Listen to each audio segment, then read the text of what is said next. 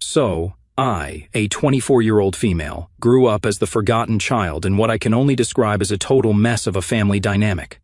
I was never the favorite, that was my sister. She was the golden child who could literally poop on the kitchen floor, and my parents would find a way to blame the dog, or me. The thing is, my sister was painfully average at everything, like couldn't write an essay without SparkNotes average. And yet, somehow, my parents treated her like she was Einstein's daughter. Meanwhile, I was crushing it academically. Not trying to brag or anything, but I was that annoying kid who set the curve in every class, perfect SAT score of 20,400. This was before they changed the scoring system. National Merit Scholar, captain of the robotics team that went to internationals. I was that nerdy girl who actually liked math and stayed up late coding for fun. But at home, total radio silence. Like this one time, my sister got some artistic spirit participation trophy from her middle school art teacher, who by the way happened to be her friend's mom. My parents took her out for a fancy dinner at this steakhouse downtown, let her order a $50 steak, and talked about her creative talent all night. That same week, I won the state math championship. Know what I got? That's nice, honey. Hey, can you help your sister with her algebra homework? She's struggling again. Like, are you kidding me?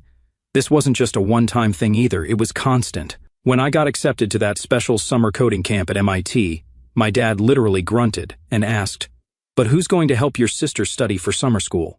My mom actually had the audacity to suggest I decline MIT so I wouldn't make my sister feel bad about herself. Like, what? Sorry, my achievements make your mediocre child feel inferior. Not my problem.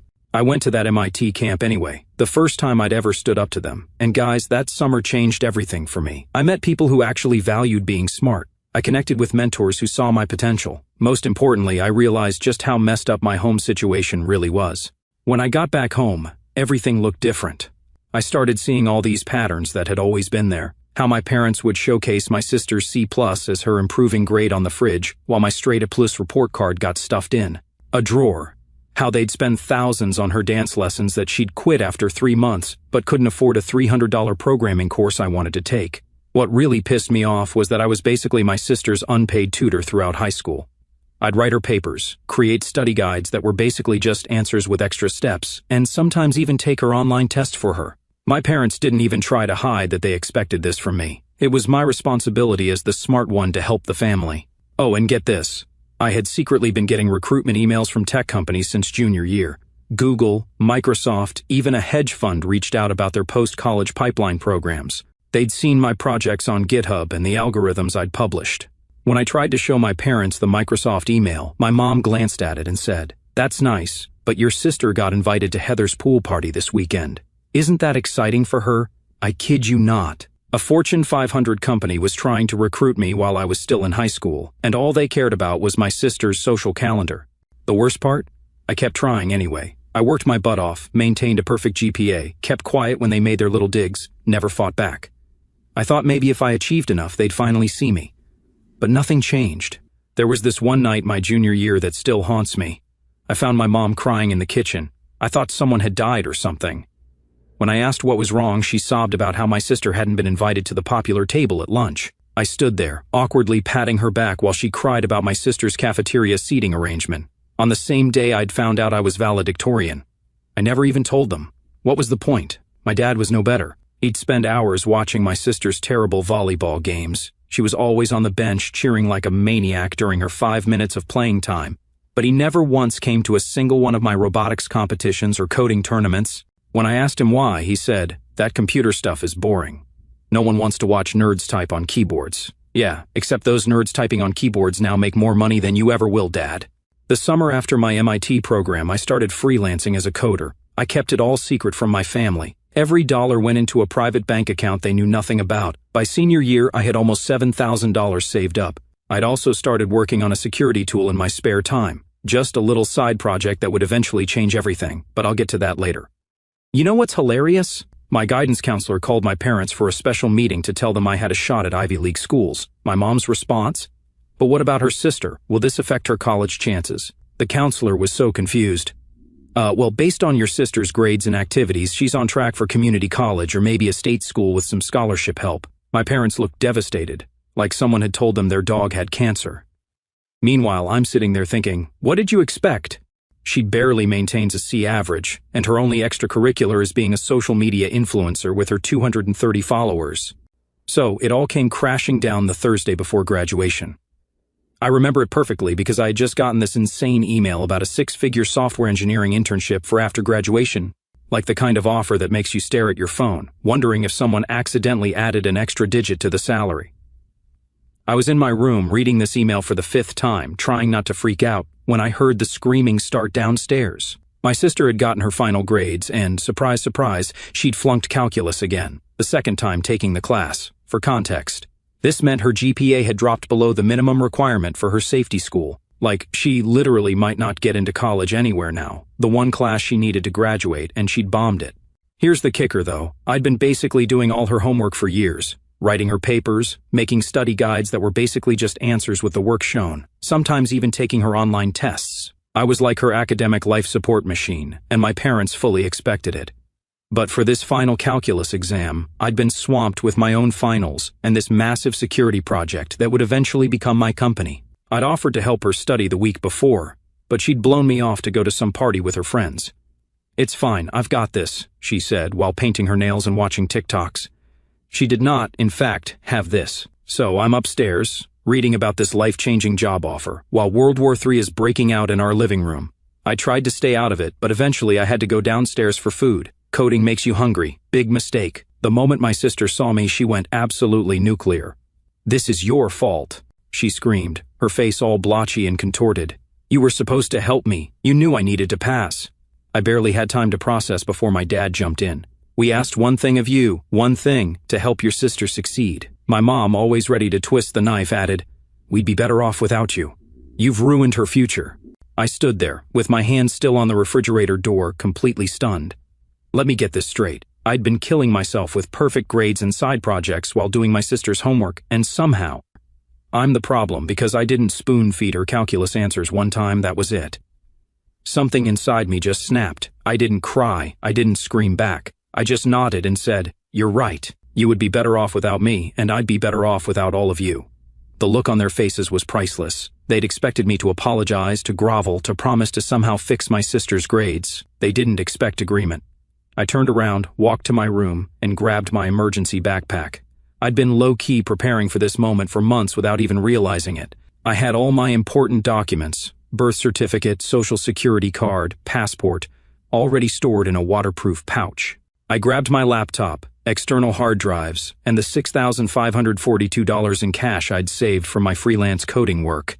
As I was packing, my sister stormed into my room. "What are you doing?" she demanded. "Exactly what you all want. Leaving, getting out of your life so I stop ruining it." "Don't be so dramatic," she rolled her eyes.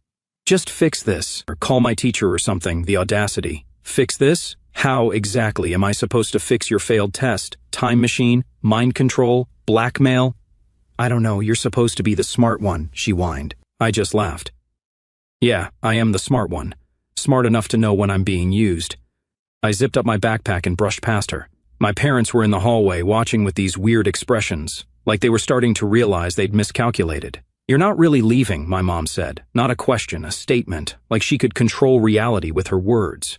"I am. I've officially ruined my last day of your lives." I didn't even look at them as I headed for the front door. "But who's going to help your sister get into college?" My dad actually asked. I kid you not, that was his concern. I turned around one last time. "Maybe try actually parenting her instead of expecting me to do it for you." And just like that, I walked out. Nobody tried to stop me. Nobody called after me. Nobody texted to see if I was okay. Not that night, not the next day, not ever. It was weirdly anticlimactic, like I'd spent my whole life trying to earn their love and approval, and when I finally gave up, nothing. No grand reaction, just silence. It was the final confirmation that I'd never actually mattered to them. I walked to the bus station and bought a ticket to the city. 3 hours later, I was checking into a cheap hotel near the tech district, using cash so it couldn't be traced. Not that they'd try to find me, they wouldn't, but better safe than sorry. That first night was surreal. The hotel room was small and smelled like cheap cleaning products, but it was quiet. No sister playing music too loud, no parents arguing about her future, just peace. I ordered a pizza, opened my laptop, and sent an email accepting that job offer. Then I called Josh, one of my mentors from the MIT summer program. I'd kept in touch with him, and he'd been telling me for months that my home situation was toxic. He answered on the second ring. It finally happened, I told him. I left. Are you safe? He asked immediately. The first time anyone had ever prioritized my safety, by the way. Yeah, got a hotel, got money, got my documents. Good. Stay there tonight. Tomorrow we'll figure out something more permanent. No question about whether I was overreacting. No suggestions that I go back and make amends. Just immediate acceptance and support. It was honestly mind-blowing. That night, lying on that lumpy hotel mattress, I felt this weird mix of terror and exhilaration. I was completely on my own at 18. No safety net, no family support, but also no toxicity. Freedom is terrifying when you've never had it before. I checked my phone too many times that first night, some small part of me still hoping they'd call or text, that they'd realize what they'd done and beg me to come back. Nothing, not a single message. By morning, that last little piece of hope had died, and in its place was something new, determination. If they didn't want me, fine. I didn't need them either. I had my brain, my skills, and now this job offer. I was going to build something so impressive, so successful, that one day they'd realize exactly what they'd thrown away. That day, Josh connected me with Maria, a friend of his who needed a roommate. She had this tiny apartment in the city with an even tinier spare room that was actually a walk-in closet. I'm not being metaphorical. It was literally a closet with a twin mattress crammed inside, just enough room to lie down with my clothes hanging above my face. Rent was $400 a month, which was still highway robbery for a closet, but beggars can't be choosers when you're basically homeless.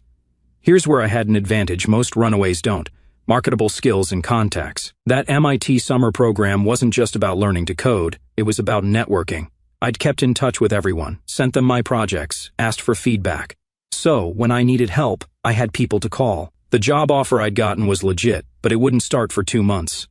I needed income now, so I hustled, took on freelance coding gigs, fixed websites, debugged apps, whatever paid the bills. Was I qualified? Mostly no. Did I figure it out anyway? Hell yes. Nothing motivates you like knowing homelessness is your alternative. I worked insane hours. My office was either my closet bedroom or the local library. I showered at the gym, cheapest membership I could find, just for bathroom access. I lived on ramen and energy drinks, but you know what? It was still better than living at home. No one was screaming at me. No one was telling me I wasn't good enough. The freedom was worth every struggle. By the time my real job started, I'd saved up enough to move into an actual bedroom in a shared house. 5 roommates, 1 bathroom, but I had a door. Living the dream, folks. The job itself was fine, but after 2 months, I realized something. I was bored out of my mind. I had bigger ideas. Remember that security tool I mentioned, the side project I'd been working on before everything blew up? I kept developing it at night. It was a crypto security thing, pretty niche but with massive potential. One Friday night when normal 18-year-olds were out partying, I was at a tech meetup. That's when I met Vikram, a venture capitalist who specialized in cybersecurity startups. We got talking, I showed him my project, and boom, $250,000 in seed funding, just like that. I had my own company. I quit my job the same day. My manager was confused as hell. You're leaving to start a company at 19 with no degree? Yep, sure was. The next 2 years were a blur. My security platform took off. Turns out exchanges really need good security. Shocker. Every crypto hack that made headlines drove more clients my way. Was it stressful? Yes. I worked myself half to death.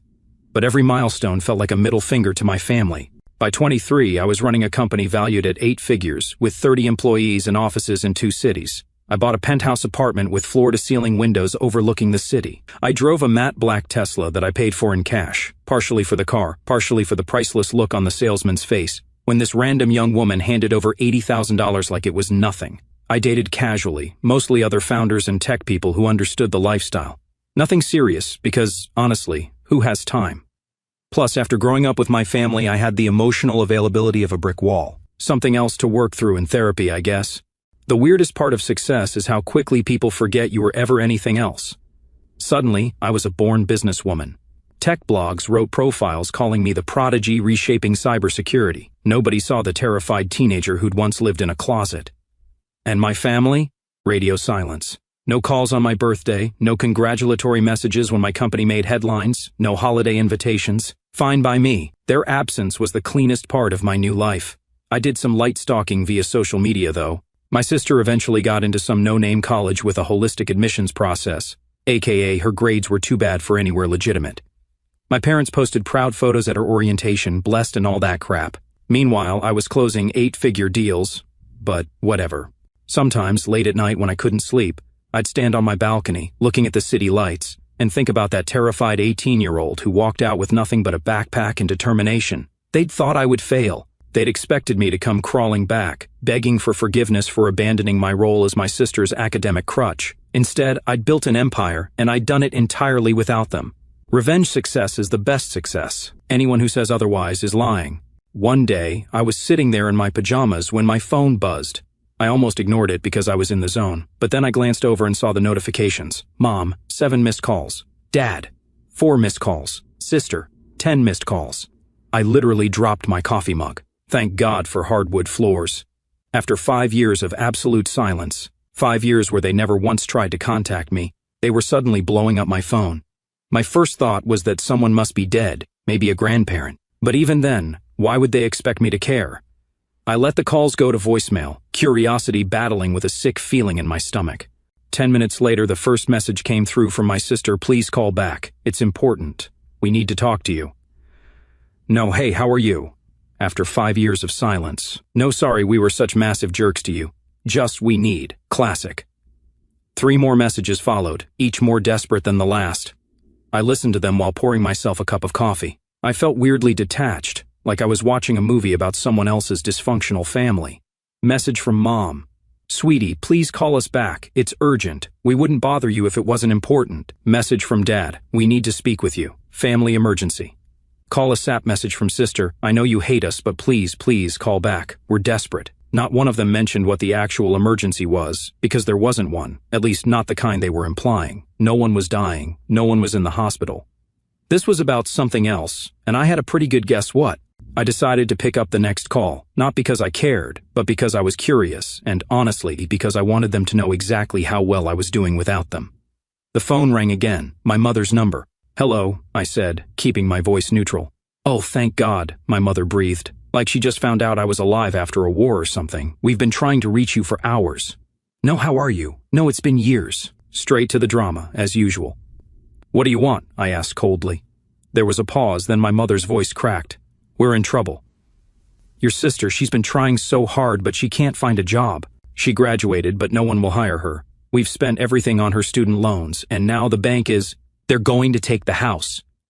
I almost laughed out loud. Of course, this was about money. What else would make them remember my existence after 5 years? And, I said, taking another sip of coffee. We need help, my mother said, her voice dropping to a whisper. We know about your company. We saw you in that magazine. Please, just this once. We wouldn't ask if we weren't desperate. I nearly choked on my drink. So, they'd been keeping tabs on me enough to know I'm successful, but not enough to ever reach out until they needed something? It's not like that, she protested weakly. Then what is it like? I pressed, enjoying her discomfort way more than I probably should have. That's when my father took the phone. Listen, we made mistakes, but right now, your sister needs help. She's brilliant, but she just needs a foot in the door. If you could just give her a job at your company. I cut him off with a laugh. A job at my company, the sister who couldn't pass calculus without me doing it for her? The one who's brilliant but somehow can't find employment anywhere? That sister? She's changed, he insisted. She's worked hard. No, I said simply. I don't hire people who failed upward their entire lives. My company's success is built on actually valuing merit. Novel concept, I know. Please, my mother was back on the phone, sobbing now. We'll lose everything. We just need a loan until... Until what? I interrupted. Until you find another sucker to solve your problems? You told me you'd be better off without me, remember? So be better off without me. I hung up, my hand shaking slightly, not from anxiety or guilt, from anger mixed with a weird kind of satisfaction. They needed me now after years of making me feel worthless. They were calling because I was their last hope. The irony was delicious. I blocked their numbers immediately, but they were persistent. Messages kept coming from unknown numbers. Emails flooded my personal account. They even tried reaching out through my company's customer service portal, which was both pathetic and impressively desperate. A part of me wondered if I was being too harsh. Was I becoming just as toxic as them by enjoying their desperation? Maybe. But another part of me, the part that remembered crying myself to sleep after they missed my science fair, the part that remembered being told I was ruining their lives, that part felt nothing but satisfaction. Is that healthy? Probably not. But it was honest.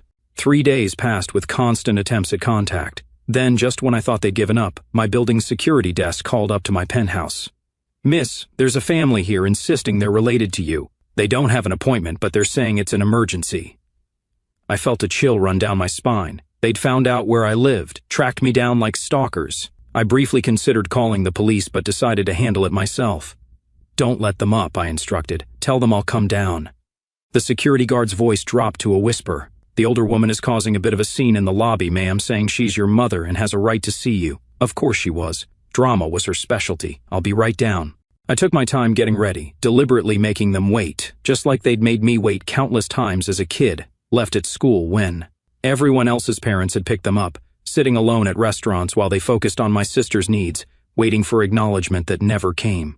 I put on my most expensive outfit, a tailored suit that cost more than my dad's monthly salary. I did my makeup perfectly, put on the diamond earrings I'd bought myself after our Series B funding closed. I wanted them to see exactly what they'd missed out on. Their daughter, the success story they'd tried to smother. As the elevator descended to the lobby, I felt oddly calm. The universe had come full circle. 5 years ago they'd thrown me away. Now they were literally at my doorstep, begging for help. Karma's a beast, and she was about to introduce herself to my family wearing Louboutins and a $5,000 suit. When the elevator doors opened, I spotted them immediately. They looked smaller somehow, diminished. My father's shoulders were hunched, his hair completely gray now. My mother had aged dramatically, deep wrinkles carved around her mouth and eyes. And my sister, she'd gained weight, her designer clothes probably bought on credit, straining at the seams. They all looked exhausted, desperate, good. I walked toward them slowly, heels clicking against the marble floor like a countdown. Heads turned. My building has a lot of finance and tech people, so everyone's tuned to recognize power moves. And this, make no mistake, was a power move. The recognition dawned on their faces gradually, followed by shock as they took in my appearance. I looked different, confident, expensively dressed, successful, not the scared teenager they'd driven away. "What are you doing here?" I asked coldly, standing a good 10 feet away. Body language 101, maintain distance from threats. My mother rushed forward, like she was going to hug me. LOL. "No. Please, honey, we just need to talk." "Step back," I said sharply, the voice I use when someone tries to waste my time in board meetings. She froze mid-step, hurt flashing across her face. My father put his arm around her shoulders, always the protector of her, never of me. "We wouldn't have come if it wasn't serious," he said, his voice rough. "We're about to lose everything. The bank gave us 30 days. Your sister can't find work, and our retirement accounts are empty. We just need a loan to get back on our feet." I looked at my sister, who was staring at the floor like it contained the secrets of the universe. "Nothing to say? No apology for treating me like your personal academic slave for years? No acknowledgement that you're only here because you need something?" She flushed red, then mumbled, "I'm sorry. I was awful to you. I know that now." "No, you're not sorry for what you did," I corrected her. "You're sorry it's come back to bite you. There's a difference." I turned back to my parents. "Let me get this straight. You want me, the daughter you discarded, the one you said ruined your lives, to bail you out financially? To save the perfect daughter who couldn't succeed even with every advantage?" "We made mistakes," my mother whispered, tears welling up. Classic manipulation tactic. "Terrible mistakes, but please, we're still family." The lobby had gone quiet. The security guards were watching, one with his hand on his radio in case things escalated. I noticed a few residents discreetly pulling out phones. Great, this was about to be lobby gossip for weeks. "You're not here because you miss me or because you're sorry," I continued, ice returning to my voice. "You're here because you need something. If I were struggling instead of successful, you wouldn't have bothered looking for me." "That's not true," my father protested, but his eyes shifted away. Typical, tell he was lying. "Here's what's going to happen," I said coolly. "You're going to leave my building. You're never going to contact me again, not by phone, not by email, not in person. If you do, I'll file for a restraining order. I have the resources to make your lives very difficult if you push me." My sister finally looked up. "So, you're just going to let us lose everything? After all we did for you?" I laughed, an actual genuine laugh of disbelief. "All you did for me? Please, enlighten me. What exactly did you ever do for me except take and take and take?" She had no answer. I turned to leave, then paused. Something compelled me to twist the knife a little deeper. "You know what the funny thing is? If you had ever even once been proud of me, if you had acknowledged my successes instead of resenting them, I might have helped you. But you only saw me as useful when I was serving your needs. So, now you can solve your own problems, just like I had to." I walked back to the elevator, not looking back, even as my mother called my name. The security guards stepped forward, blocking their path when they tried to follow me. As the elevator doors closed, I caught one last glimpse of their faces, shocked, devastated, broken. And I felt nothing, just a quiet satisfaction that karma had finally caught up with them. Back in my apartment, I poured myself another drink and sat down on my balcony. I should have felt something. Triumph, vindication, even sadness. But all I felt was emptiness. Like I'd finally excised a tumor I'd been carrying for years. My phone buzzed with texts from my mother. "Please don't do this. We're desperate. We have nowhere else to turn. Your sister might have to drop out." I blocked the new number without responding. Then the email started. "We're about to be evicted. Dad might have to declare bankruptcy. Please just talk to us." Blocked, blocked. That night, I got a text from an unknown number. My sister this time. "They're taking the house next week. Mom's had a breakdown. Dad's talking about living in his car. Is this really what you want?" I typed back, "What I want is irrelevant. This is what you earned. Actions have consequences. This is yours." Then I blocked that number too. They had their chance, years of chances, to be decent parents, to be a decent sister. They chose differently. Now they were living with those choices. So, yeah, it's been 2 years since that confrontation in my building's lobby, and I still think about it sometimes when I'm lying awake at night. Not with regret, more like the way you might remember pulling a rotted tooth, painful but necessary. The aftermath was messy, as you'd expect. That video of my mother being escorted from my office building made the rounds in certain tech circles. Nothing catastrophic, but enough that my PR team had to draft a bland statement about private family matters and a request for privacy. Several investors called me personally, nervously dancing around the subject of my personal issues potentially affecting the company. Rich people hate drama unless they're the ones causing it. My family didn't go quietly into the night. For about 3 months, they were relentless. They tried contacting my employees through LinkedIn. One particularly desperate move was reaching out to my investors, creating possibly the most awkward business call of my career. They sent physical letters to my apartment. They got distant relatives I barely knew to call me. They posted thinly veiled Facebook statuses about ungrateful children that mutual acquaintances would screenshot and send me. I handled it like any other security threat: restraining orders, cease and desist letters from company lawyers, increased security protocols. Eventually, they stopped. The silence was sudden and complete, like someone had flipped a switch. I found out through the grapevine, okay fine, I still check their social media occasionally, judge me, that they lost the house. My sister dropped out of college and moved back in with my parents, who now rent a small apartment in a much less fancy neighborhood. My dad found a job at a call center. My mom posts a lot of "everything happens for a reason" inspirational quotes. My sister works retail. Meanwhile, my life continued its upward trajectory. 6 months after I cut them off for good, I finalized the sale of my company for 9 figures. Those acquisition offers I mentioned earlier? I took the best one. The day the deal closed, I bought a house in the mountains, another on a private beach, and set up a foundation to help kids from disadvantaged backgrounds get into tech. The weirdest part? The money didn't make me happy. Don't get me wrong. Financial security is amazing, and I'm grateful every day. But there's this emptiness that cash can't fill. My therapist says it's because I built my entire identity around proving my family wrong, and now that I've done that, what's left? So, I've been working on that. Finding purpose beyond revenge, building relationships that aren't transactional, learning to trust people. It's hard work, harder than building a company, if I'm being honest. Recently, I'm dating someone who knows my whole story and respects my boundaries. I'm mentoring young programmers who remind me of myself at 18, brilliant but overlooked. I'm working on new projects that excite me. I'm building a life defined by what I want, not by what I'm running from. For those of you dealing with toxic families, abusive parents, golden child dynamics, I don't have perfect answers. Everyone's situation is different, but I will say this: sometimes walking away is the only healthy choice. Sometimes success really is the best revenge. And sometimes, the family you build yourself is worth infinitely more than the one you were born into. Thanks for reading my story, Reddit. It's been real. Peace out.